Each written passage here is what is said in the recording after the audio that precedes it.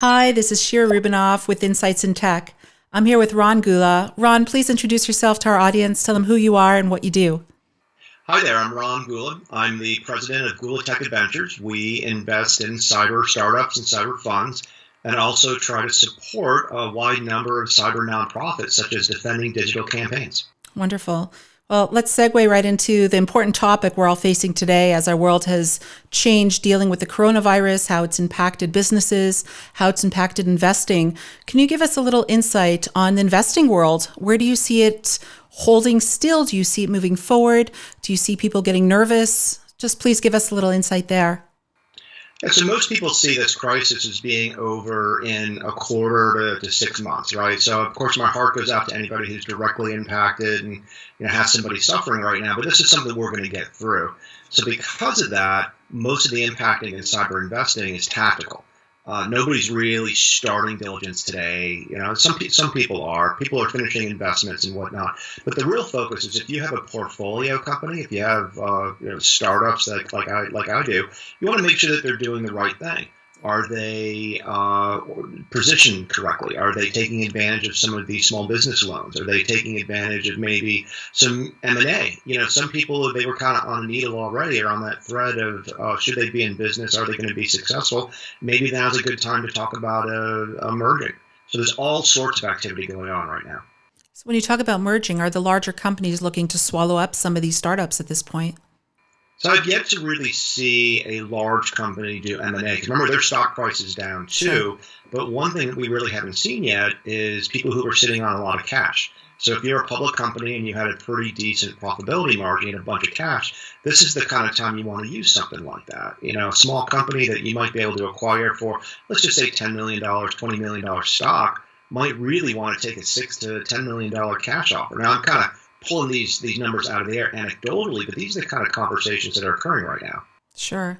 And certainly cybersecurity is always front and center stage. And I would believe that it's even becoming more so in these times. And again, everyone has different dates that they're saying this will be over, things will get back to normal. But, it's yet to be seen. I do believe, in the next number of months, things will start to normalize somewhat. But what does the real and the new normal look like? And what advice would you give some of these startups that, are just starting to get their feet wet? What kind of advice would you say for them to do in the next 2 to 3 months? So there's a couple things they can do. First of all, if you're going to be a product technology focused startup, one of the things you're not supposed to do is do services. Well, now might be a good time to think about adding some services to supplement maybe, low product revenues, low market awareness. That kind of thing. And that can really ingratiate yourself not only with customers, but if you can do services along the lines of your technology offering, could you make you smarter in what you're doing there?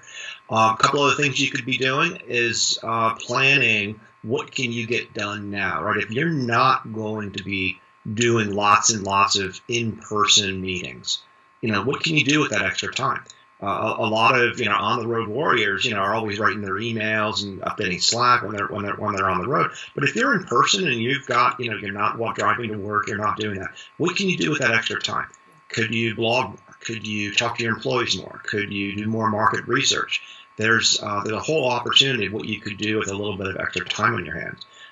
And for those who want to read more, I actually interviewed about 9 different venture capitalists, and we talked about some things you could do during this time, including horrible things like having to consider layoffs. This is if you can't make ends meet with some of the loans that the federal government's given out, and that's at gula.tech in our blog section. Sure. No, thank you for that. Those are important points. And what would you say the future of work you think looks like going forward? Once this kind of the dust settles here, what do you think the future of work looks like around in the cybersecurity sphere?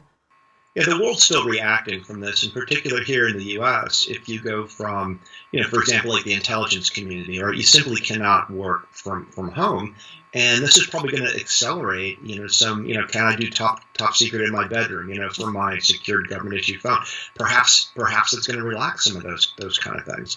For the vast majority of people who are forced to work from home, though, if you think about a financial institution where you have all sorts of 2-person and 3-person controls about wiring money, setting up accounts, making sure you can't get, illicit collusion working, what happens when you have people working from home and, they have physical issues? such as somebody breaking into your house. So let's say I'm the nation of Iran, or I'm the nation of Russia, or I'm a hackers in Russia, and I'm trying to steal money from one of the great U.S. financial institutions. I might want to actually put people in the field and target certain types of comptrollers and controllers in their house.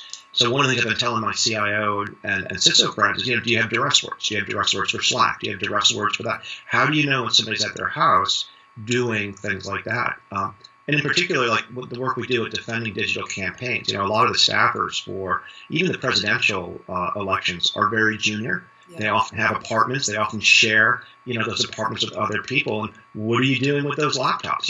Do you trust those other roommates? Is it beyond your opposing party or even the international people to break into the bedroom of that apartment there?